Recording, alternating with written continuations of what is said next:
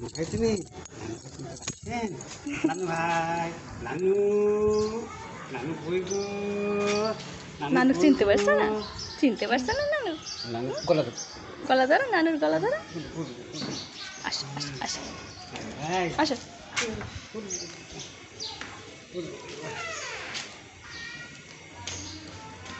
যাও। হ্যাঁ।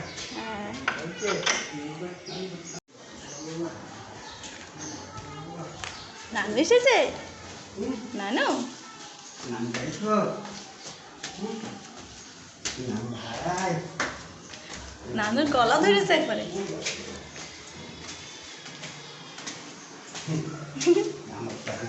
হ্যাঁ, নানু চিনতে পেরেছো? হ্যাঁ, চলো।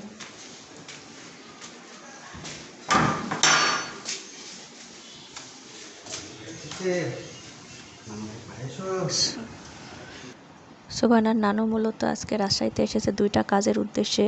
সেটা হচ্ছে একটা মুগ্ধবাবুকে দেখার জন্য, কারণ মুগ্ধবাবু আজকে সকালে রাজশাহী মেডিকেলে হসপিটালিস্ট হয়েছে।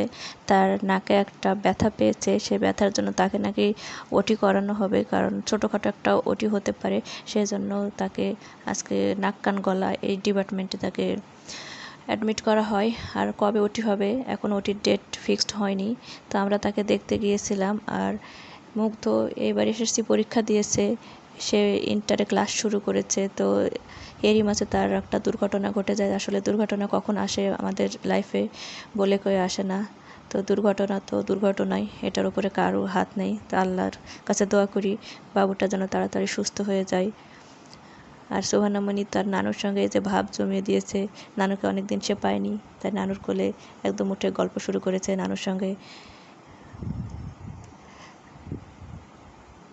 তো এই তো সুবহানামণি তার নানুর কোলে আছে। আর আমরা এখান থেকে আর কিছুক্ষণ পরে বের হয়ে যাব।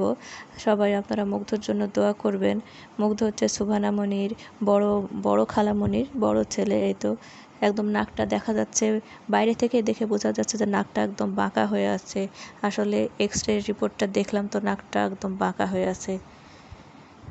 তো সেখান থেকে আমরা চলে যাই গ্রেটার রোডে। তো এখানে দেখে বুঝতে পারতেছেন যে কিসের জন্য আমরা এখানে এসেছি। তো সুবহানার নানু মনে যে বসে আছে, আর আমরা গাড়ির জন্য ওয়েট করতেছিলাম, কারণ আমাদের এখানে কিছু ফার্নিচার অর্ডার দেওয়া ছিল। তো সেই ফার্নিচারগুলো নেওয়ার জন্য আব্বু রাজশাহীতে এসেছিল। এগুলো আমাদের অনেক আগেই অর্ডার ছিল, বাট আমাদের সময়ের অভাবে আমরা ফার্নিচারগুলো উঠাতে পারিনি, ডেলিভারি দিতে পারিনি। তো আজকে ডেলিভারির কথা ছিল। তো দেখতে পাচ্ছেন মুগ্ধকে নিয়ে আমরা একটা বিপদের মধ্যে পড়ে আছি। আল্লাহ মাফ করুক, আমাদেরকে বিপদ থেকে উদ্ধার করুক আল্লাহ। তো আমাদের তো কিছু করার নেই। মুগ্ধকে সেখানে হসপিটালে রেখে আমরা এখানে আসি।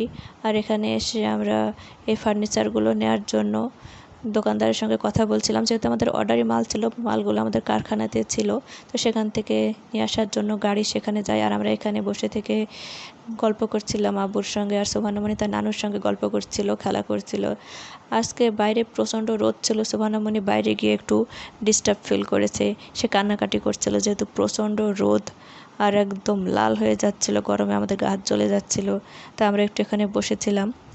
আর যখন গাড়ি আসবে তখন মালগুলো আমরা গাড়িতে উঠাবো। আমরা গাড়ি ঠিক করার জন্য বাইরে গেছিলাম, তো গাড়ি আমরা পাচ্ছিলাম না। যেহেতু বড় গাড়ি লাগবে, আমাদের অন্য দোকানে আরও কিছু ফার্নিচার আছে, সেগুলো নেব সেই জন্য।